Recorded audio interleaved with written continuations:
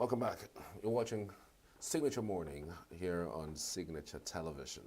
We're switching gears to talk about something quite interesting. It's going to be all about women, empowering women, breaking barriers and redefining success in our communities. We have with us a guest, Ambassador Chinemere Mary Anyi.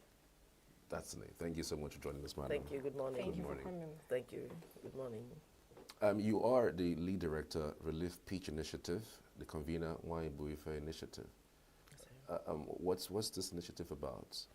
Well, Relief Pitch Initiative is about women, children, and women's health care. We're passionate about child and maternal mortality and morbidities with a sparse hub on FGM and VVF. So that's what Relief Pitch. We also, one of our thematic areas again is women and girls economic empowerment and by extension GBV. So everything women, we are concerned about it. So Wanyi Bife is just a flagship program of Relief Pitch Initiative.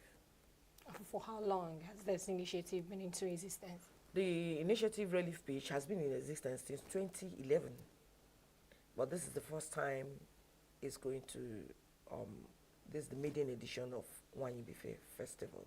But for the initiative, it's been on. It's been on for like 13 years. Oh, wow. Mm-hmm. Using that platform.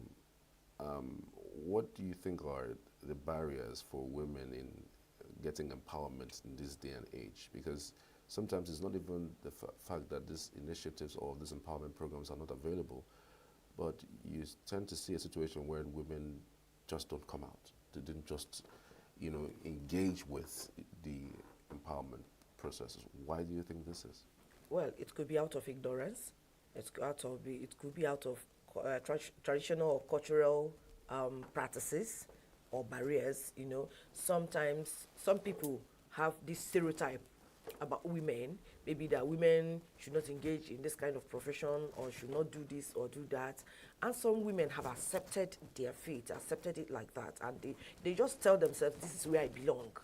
So they become mediocres. They do not want to rise above where they already found themselves. They feel that the society have defined who they are, who they should be, and where they should be, and they are okay. But there are some women who go out of their ways, who believe in themselves, who know that there's nothing like a female brain, that there's no ceiling anywhere, that whatever a man can achieve, that a woman can also achieve it, okay? Who have decided to allow their innate potentials to find expression. And those are the kind of women who come out. While the other women, even when empowerment is staring at their faces, they are not meant for me, or I'm not cut out for this, or I may be asking for too much. They've limited themselves already. So that's why you see some women who, in the face of robust empowerment, they choose to be, they just choose to be there, to just exist. Right. Do you think the Nigerian society is skewed against women the way and manner it is presently constituted? Yes, to a large extent, yes. How? Let's look at it. When you talk about politics, you see, if you have been privileged to come around politicians, you see this kind of stereotype they have about women, the way they jeer at women, or even the opinion they have formed. Some of them feel that it's women of easy virtues that venture into politics. But what stops a woman from venturing into politics, which bets governance, and you are governing me, and I need to have my say, much more when we talk about democracy. I should be able to get involved in something that makes a decision about me, that makes policies about me. Because there's this Igbo proverb that says that a fowl said his kinsmen can go ahead and have a meeting, that whatever they arrive at, whatever resolution, is binding on it, the fowl. And later the kinsmen agree that the fowl will always be used for sacrifice. That is it. So a woman should get involved. But when in the face of all this, some women, they are not, they don't have that kind of stuff, to persevere. Some of them will just check it out. I do not want to be tagged a bad name. I do not want to be done this or that. And then you think about governance. You think about leadership positions where they feel that men should occupy the places more than the women. Whereas you have women who have this capacity, who have these potentials to make things happen. You have women who are intellectuals, who can drive things, who can propel things to go the right way, and they are relegated to the background just because of their gender. It is wrong. It's happening in Nigeria. You and I know. There are places where you come, there are maybe 14 positions, and you see like only 2 women there. Right. I mean, another school of thought also thinks that women don't like taking risks. They don't like taking their opportunity because it is what it is. You know, women just want to sit back and allow things to roll. I don't know. There are school of thought who believe that women just want things to be given to them. Like for instance, in an election, you must have to participate. You must have to come out to participate. And even women don't even support women. We've seen that also play out. I don't believe you. See, that women do not want to engage in politics is not true. There's a calculated attempt to sideline women in politics. One, when you give them terrible names because they have come to be a part of what determines their future. It's not everybody that has that kind of stuff to persevere, like I said earlier. It takes the rugged, it takes the brave, it takes the courageous to still stand. But that doesn't mean that the one who has chickened out didn't want it. It's just that you didn't give the person an enabling environment. Okay? That is number one. Number two is that talking about that women want to sit back and have things done for them, it's not true. There could be some women, just like there are some men that are too lazy. They don't even want to lift a finger. There are some lazy men that want women to do everything for them. So what is obtainable in the male folk is still obtainable in the other side. Do you understand? Right. But you cannot generalize it. That's a stereotype. I don't believe in that school of thought.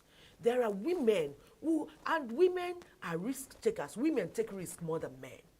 Yes, believe me. Women, they are full of strength. They take risk.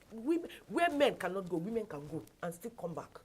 So we can't classify women as non-risk takers. No, they take up risk. And when they believe in a cause, they go extra mile. They crawl into the foxhole when the battle is fierce. Well, what are those specific cultural and traditional harmful practices that Nigeria, Africans still practice that harm women's abilities, to take the bull by the horn? The number one is the gender bias itself before you start narrowing it down. The gender bias. Okay, now, she's the most qualified, both on papers and intellectually, and she's about being named as the head of department, and all the men, they're all running around, like cockroaches that has just encountered insecticide. How could she? We can't be under her. We can't be under her. Yeah, we see it happen. But she's a human being, for God's sake. For crying out loud. Some women are under men, taking instructions from them and getting things done well. Why is it that when women are supposed to assume leadership positions, the men feel threatened? It happens. We see it happen. So it's not that women are not talented enough or are not strong enough, are not courageous. It's just that they are not given the enabling environment for their potentials to find expression. That's just it. And that's what we are asking for. Give women a chance. It starts from the gender bias. That's one of the things. And then the stereotypes, where they feel that a woman who does this, does that, there are too many stereotypes that work against women. Many cultural, when a man, let me give you an example. When a woman, a young girl, gets unwanted pregnancy, she stops going to school. Okay? This is a young man, this is a young girl. They had an affair, and the girl has to drop out from school because she's pregnant. She will no longer continue. But the guy who impregnated her is just there. There was this case we handled on NDLEA, where a staff impregnated a woman, a colleague, and the institution was like, it's wrong. for you to get married, to be pregnant, premarital affair. These are they queried and sacked her, whereas the colleague was working with his shoulder high. It's Really? wrong. Really? Yes. Wow. It's wrong. These are the little things that the little ways we express, we allow gender bias to take the front seat, and it's wrong. What is good for the goose is good for the gander. Yeah. What roles do you think men play? I mean, because again, I've seen some of these advocacies channeled towards empowering women information-wise, Okay. and all whatnot. But so I don't even see some of these things channeled towards men, because these things that happen to women or against women are mostly perpetrated by men. Do you think some of these advocacies should also be reaching men, not just women all the time? Because Yes. you will see the situation where you have women all good and fine. We prepare them for men who don't have foresight, who don't even have, direction. So do you think there should be some sort of balance in such a way that men would also have a reason to champion the cause of? You have a very valid point. The women, so much noise about the women, and it's been even the segregation or dichotomy, call it bias, call it whatever, is being perpetrated by the men. Yet every time we gather women, talk to them, and the men, it's just like if a burglar keeps terrorizing you, okay, and you keep changing the key. And he keeps devising new means, new techniques to get into your apartment. The best thing is to try to find out who is this burglar. Sit down with the burglar and give him a mental cobwebbing. Let him know that it is wrong to burgle into. So there should be a way men should come around when this kind of meetings happen, so that they will understand the role of a woman, the place of a woman in the society, how valuable a woman is, and how not to mistreat a woman. Having said that, talking about the balance, yes, yesterday I was talking with somebody and I said, yes, we are making noise about the women because we have since been sidelined, relegated to the background, and mistreated. But if we keep going this way without bringing the men up to speed, there may be a time when a professional, a woman who is a doctor, will be forced to marry a roadside mechanic because the men folk has been engendered. They become an endangered species. So there is a need for balance. Why we do this? There's a need. Just like as we are celebrating Wine Bife, we have a festival packaged for men, which is coming in the first quarter of next year. So that as you're doing this, you're doing that, you strike a balance. Without that balance, we are a disaster going somewhere to happen. It's just a postponed disaster, an impending disaster. It will surely come. Because there will be a time when women, because of our mentality in this climb, want to get married. And who are they getting married to? The one who is not cultured, the one who is not educated. Even if you check well, the rate at which boys are enrolled in school is dropping gradually. And we need to do something about it. Right. Quite an interesting one. So you spoke about the festival that is coming up. Yes. What's the festival about? Who can attend? What was the age range? And what exactly is expected if someone attends that festival? Well, there's no limit to the age as long as the person can comprehend what we say, because the earlier the better. We'll catch them young. We'll start telling them on time. Start telling your children. Early parental influence is difficult to shake off. Children learn more by example than precepts. If they watch and see what we do and understand, the 3-year-old begin now to understand that you can't hit your sister. There are things you don't do to a woman, okay? And it's free entry for everyone. It's a celebration of womanhood. We just want to talk about her inherent worth, her strengths, her capacity. We just want to encourage her. We want to inspire her. We want to empower her. We want to tell her that there's no ceiling anywhere. There's no barrier. You can be anything you want to be as long as you can dream it. Okay, and we want to also look at creatively and strategically at those things that stand as barrier, and cross-pollinate ideas on how to remove those roadblocks. Okay, think about a woman's health. If a woman is not her health is not just like just like the man too. Anybody who is not healthy cannot be thinking of any dream. Every aspiration is as good as dead, because all the person wants is to be hale and hearty. So we look at the health equity and a woman's dream. If women die in the course of childbirth, the world sinks anytime a woman dies giving birth. And any nation that allows a woman to die while giving birth is living on a borrowed time. So these are the kind of things we need to look at. These are the things that empower her dream. If she's sick, her dream means nothing to her. There comes a time when you are in the valley of death and life. Even if you have billions, those money, they do not mean anything to you. These are the things we have to look at. Then we look at people that have talents but do not have the platforms to express their talents. We'll start scouting for talent platforms for them. We look at the younger ones.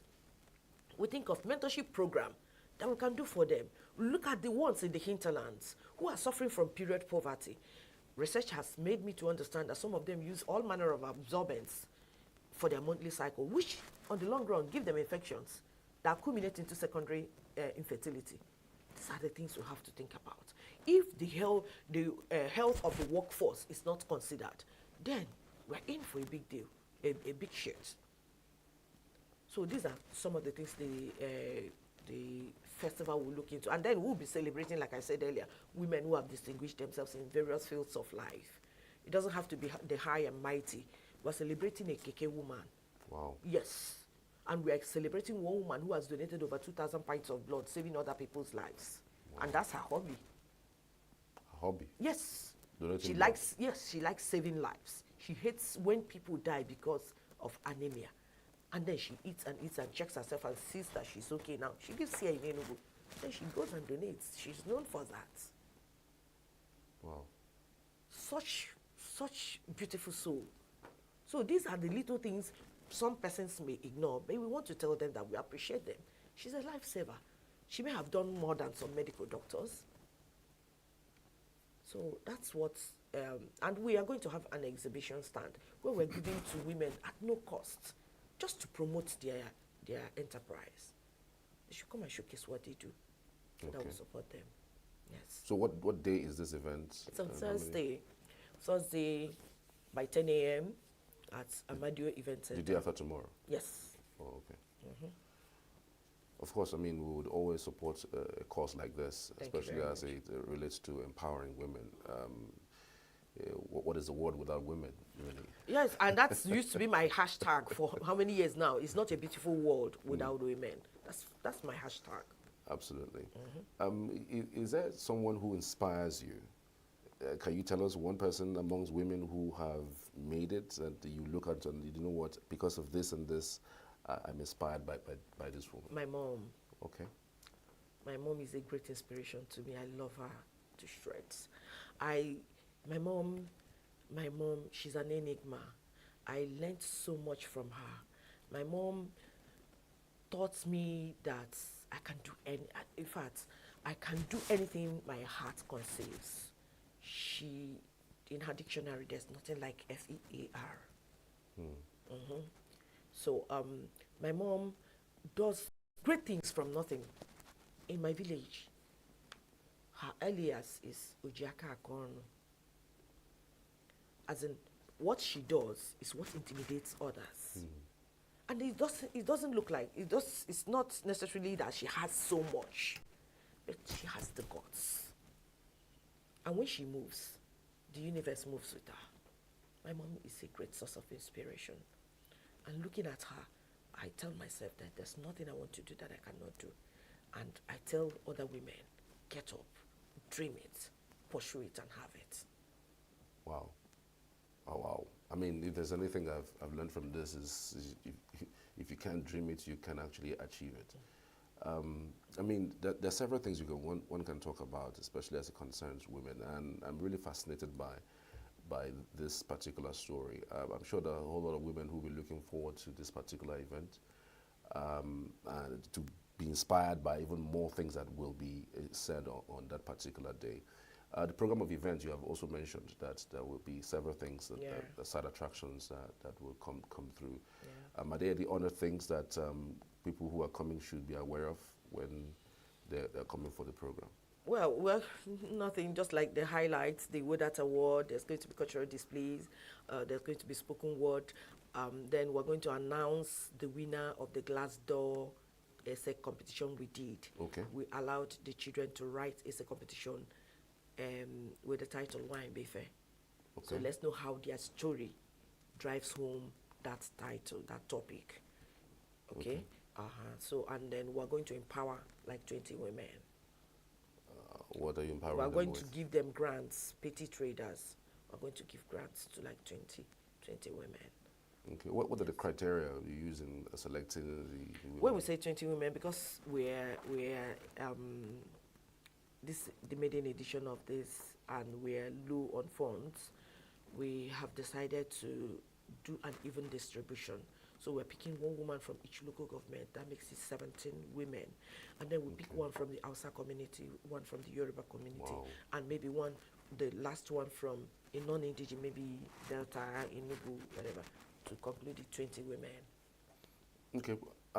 How supportive are the society and even men for this type of initiative? Because it's somewhat a huge move that you have It might created. interest you to know that the funds we got, 90% came from men Wow. who believe in this dream.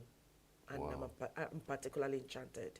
Wow. 90% came from men who heard it for the first time and wanted to know what it was all about, and getting to know the kidding. Okay. These are individual men. Individual. What about government organizations? Well, local organizations, governments, yes, like MBL, Bravo, they supported us with drinks. MTN said they are coming with branded gifts, okay, and there are the private sector. There are people from the private sector who also did one thing or the other to make it a reality. What can you say to those who have these types of thoughts and initiative of yours, who are also looking to break into this ambience of empowerment and helping people grow beyond where they are, and then the other people who also have funds and looking for where to place it? What do you also say to them? Because sometimes people don't really see specifically what's the monies that they're going to invest in this would actually bring. But in the long run, you see that you are developing a society that will be better for it tomorrow. So what do you have to say? Okay, for people who share who share the same dream like I do, my advice to them is never to allow their vision to be quenched. It doesn't matter the challenges you face. It doesn't matter how long you have been waiting to have a breakthrough. Just keep pushing. One day, there will be a breakthrough. And for those of them who have the resources and looking for where to invest, not knowing what to do with it, this is a veritable platform, not just one you be fair. Please look for other people who have such dreams. Support them. See, anything you do for a woman has a multiplier effect. Anything you give to a woman, if you give her a seed, she'll give you a vineyard, a farm. Okay? So, we all know that when they say when you train a woman, you train a nation. Yes, whatever you give to a woman, it has a multiple. A woman is in a bus now, maybe a woman who is already menopausal, and she's listening to somebody who is teaching on how to take care of your child. Remember she's menopausal already, but she comes home and she sees Angela, a very young wife, and she calls Angela, see what I learned today. Men seldom do that. They seldom do that. So whatever you give to a woman, it mustn't really be for her immediate family, but it's in them. It's in them to scatter. They scatter together. So I implore you to look for trusted platforms that empower women or advocate for women. Invest your money there. We all will be better for it. Ambassador Chinemerem, thank you so much. It's been one insightful conversation we've had with you. Thank you. We're looking forward, to that event that comes on Thursday. I'm sure that Signature is going to cover that event. Sure. Thank you. I want to appreciate you once again for coming. Thank you so much. Thank you. Thank you. I appreciate it. All right. We're back shortly after this break. Do stay with us.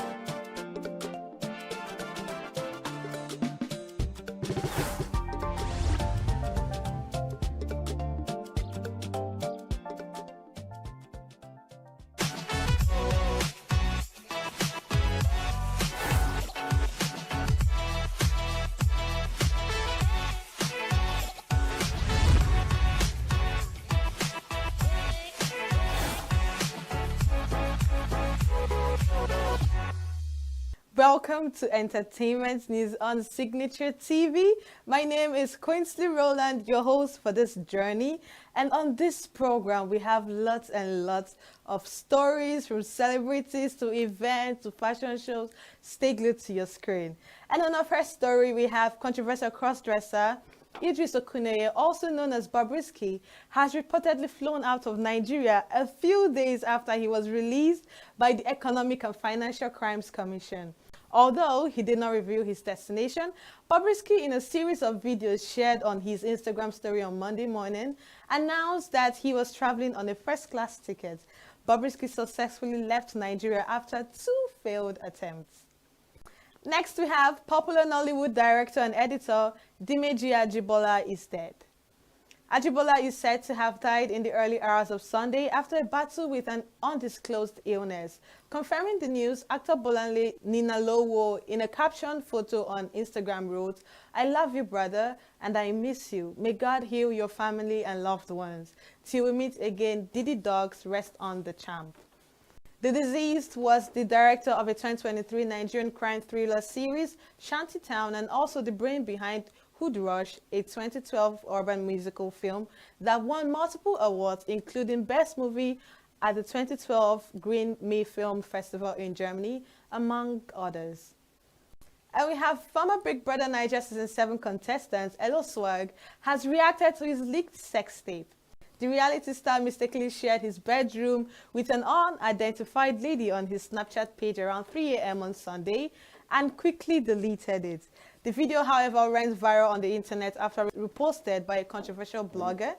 Reacting to the development in a deleted post on X, Elo Swag speaks on his intention to take legal action against the blog.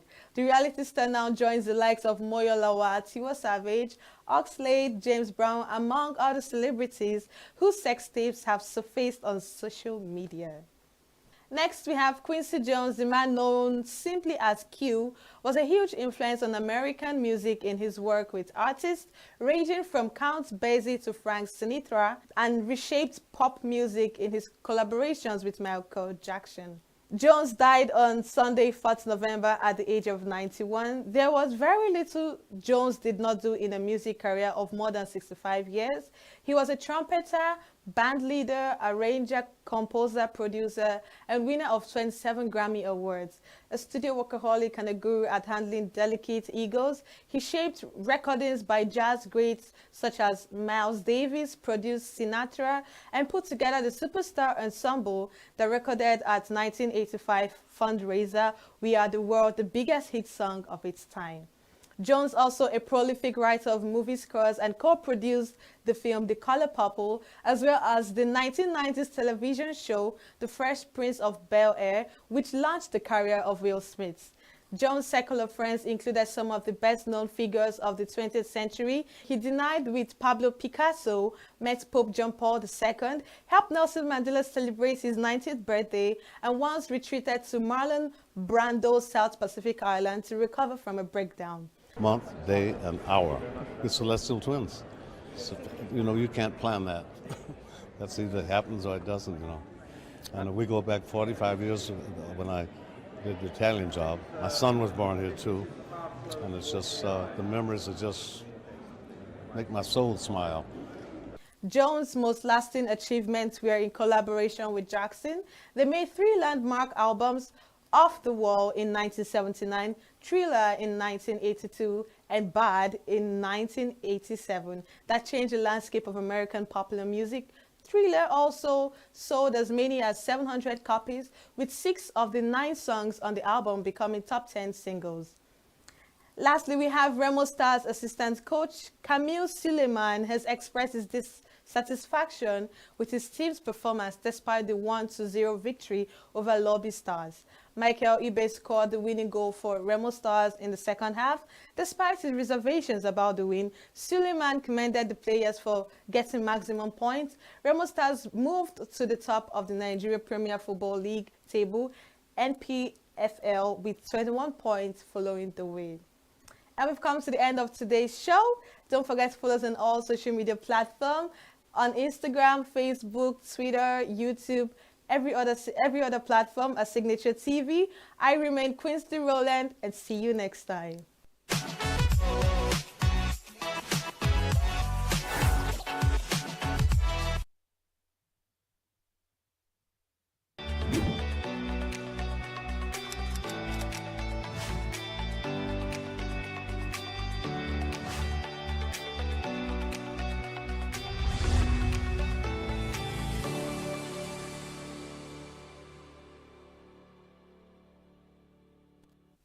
Welcome to Internet Watch. I'm Joshua Isogun, and today we have breaking news making waves online. President Bola Tinubu has ordered the immediate release of 52 minors who were arrested during the End Bad Governance protest. Kudos, but I know that a few weeks ago we were having conversation concerning, people who were arrested, and then it came to mind, like almost everybody's mind, there was going to be adults there, but our minds were blown when we saw kids. Well, this decision follows calls from activists and citizens alike urging the government to reconsider the detainment of young people involved in these demonstrations. We came out to protest and say, oh, hunger and everything is too much, reduce the price of this and reduce the price of that. And everybody believes that only adults, in quotes, were arrested. Okay, well, this move has sparked reactions across social media, with many viewing it as a step towards reconciliation and progress. Others are asking if this release will bring about lasting change in the way young voices are treated when raising their concerns. Because right now, I'm really concerned. Can we say things against this government? Can we even voice our opinion against this government? Are we safe? I'm just saying. But then again, am I just saying? I'm going to leave you to that. So, what do you think? Is this a sign of positive reform, or are there more steps needed to address these issues fully? Let us know your thoughts with hashtag Internet Watch. You can do this on all of our social media platforms at Signature TV News. Moving over, I'll take you to the street of the internet to get the opinions of people. I have Big Dog. Big Dog is saying, so if Very Dark Man didn't raise alarm, they will still be there. If you hate him or what he does, you are the problem. Well, a lot of people are crediting this to Very Dark Man because he was the one who first brought the public's notice to this. Everybody's just crazy in this administration. Imagine these children in front of a judge. Just think about it. Think about it. Can you even think about it? Moving over, I have Ayo Mitunde. No. I have Noah Fresh. Noah Fresh is saying, it took him more than 90 days to know what is happening in the country, with social media having 98% of the victory. You call this man a serious person? I mean, let's examine it. Is he really a serious person? But then again, I'm going to leave you guys to respond to this. You can do this on all of our social media platform again. Elizabeth commented, "Wow, that's so quick. They've not even spent a day in jail. Mr. President is working really well. Bravo." Of course, this is sarcasm. If you didn't get it, I'm telling you now, it's sarcasm.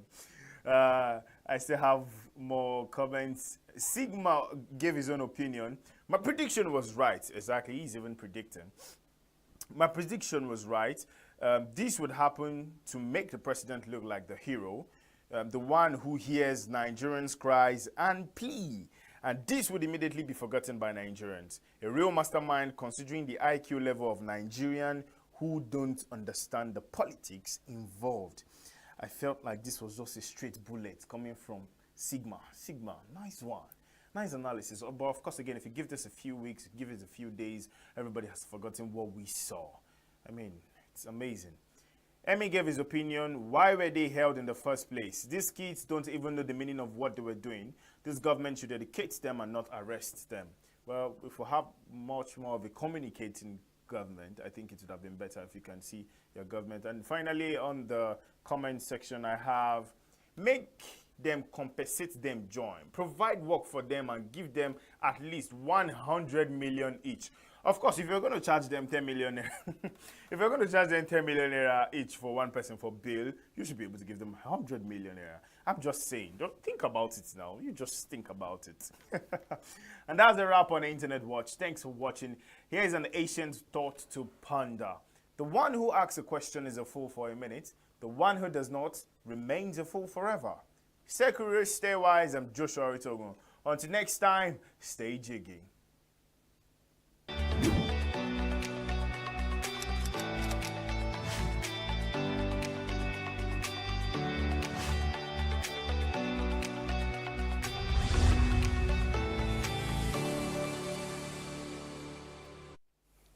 Still another fine time with you on the morning show here on Signature Television. So we have a guest online. We are going to be talking to her specifically about the role of the media in a harsh economic environment. She is the DG of Imo Broadcasting Corporation. She's Miss Ify Onyebule. Good to have you. Good morning.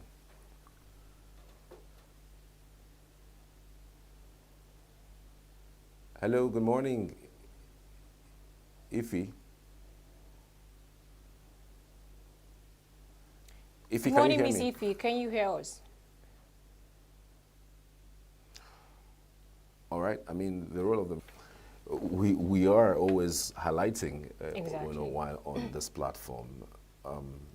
Nobody can say that it's been fantastic in the last 1 year. In fact, since the government Came into power. came into power, it has been one issue from one issue to another. But I believe that the issue would be that communicating the government's plans and programs have been something that has been missing for me, because if you tell people to tighten their seatbelt because the economy is going to be harsh while these reforms take toll, you tend to do it across boards. Let it be seen that government officials, government paraphernalias are also reduced to the barest minimum, because you cannot ask Nigerians to bear the hardship in the country and have people on entourage traveling from one place to another.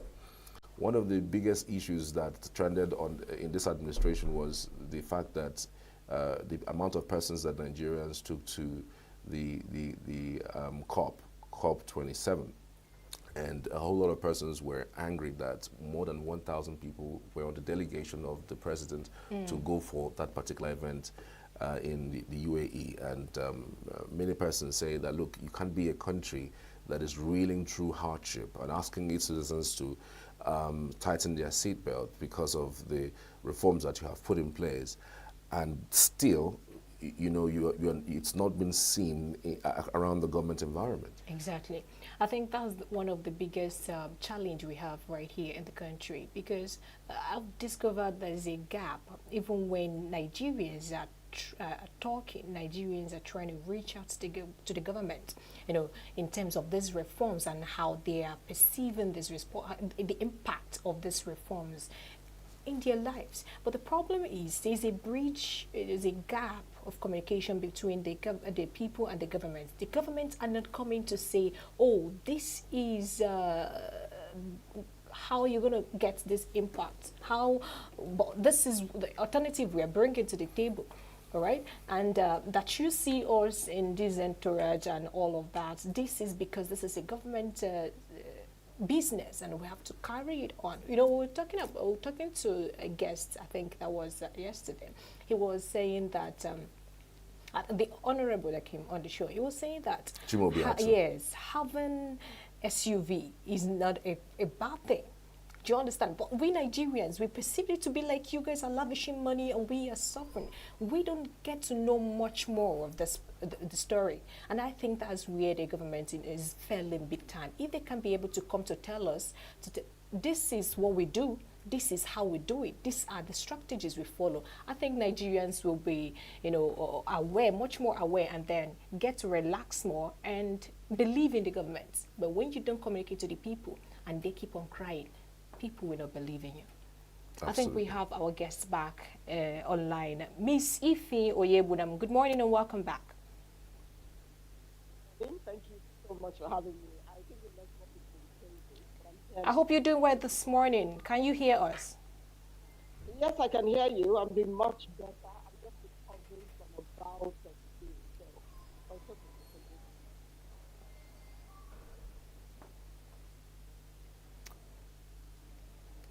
Okay, Ms. Ife, thank you so much for joining us. You're Director General of the Imo Broadcasting Corporation. Good to have you. For you, as someone who's a journalist, tell us how you feel that the media has been reporting the hardship in the country. But of course, that's the responsibility of the media. This is the country where we find ourselves in, and our jobs as media persons is to report the issues as they are. That's why you see some media organizations, people are going down to the hinterland, the market, the place where you find the people, and they're talking about what it is that they're going through. It is called feeling the pulse of the people. So I think it's a wonderful step in the right direction. The media is just doing or performing its responsibility of saying it as it is and presenting the issues before the people, so that they're able to make up their minds about what it is that they should do. I don't know if you can hear us. Can you hear us clearly? Loud and clear. Okay, I wanted to ask, how do you think, because I know that media is actually playing a role, I think that's one of the things you mentioned, they are playing great roles, in portraying the economic issues, that people are going through right here in the country. But do you think they are doing more? They are doing more to what we supposed to do, or they are yet to do more in terms of showcasing or communicating to the government on what the state of the hardship people are facing right here in the country? It's not the business of the media to communicate to the government. Remember that your responsibility as media is to inform, educate, and entertain the people. Of course, media should also, bring the issues to the fore. Yes, government officials listen to programs. They get to listen to political programs that targeted at, having them deal with the issues that people are facing. But it's not their job to report to the authorities. Their role is to bring it forward, which is what I've said. You find people talking about the hardship they're going through. You're talking about fuel scarcity in the place where there is scarcity. I don't even know if people use kerosene as it is because of how expensive that it is. People have found other means to get to make their meal. So our job as media persons is to put the issues forward, put it on the table. The authorities will watch. The people who are involved in the thick of things will also watch, and people are allowed to make their decisions about what it is. Yes, the authorities get to focus on media organizations and see exactly what it is that they're doing as the watchdog. And yes, it will have to influence some of the policies that are going for this present to the people. So what we do as media persons is to tell the stories as it is. And I think the media, the people are doing a wonderful job. For some people, they expect some media organizations to do the bashing and all of that. It's not your job as the media to bash anyone. Yours is to present the issues the way it is and allow, the authority to allow the law take its natural course.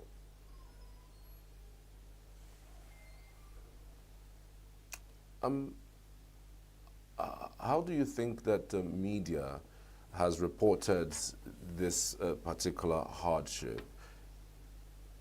Because again, so many persons feel that the media hasn't really done well in the reporting of some of the issues that are going on. That's the reason why the government hasn't really taken action to mitigate against the hardship. Do you think the media in Nigeria is doing justice to reporting these things? And how do you think the reporting in the media affects government's policies? I would say again, the media is doing okay. It's doing its job. If you understand what I mean, you have the media that's on this side, there's another media on this other side. There are two sides to it. Some are hitting on the issues as it is. I don't want to mention names of media organizations Yeah, hitting I at think the what's issues, going on. and sometimes stepping Making out of sense. the way and You ask questions reaching and I out can't to hear government as it is. And some are just there telling the issues as it should be. And as I've said, our job is to go and interview the people. It's about the realities on ground, where the people get to speak for themselves.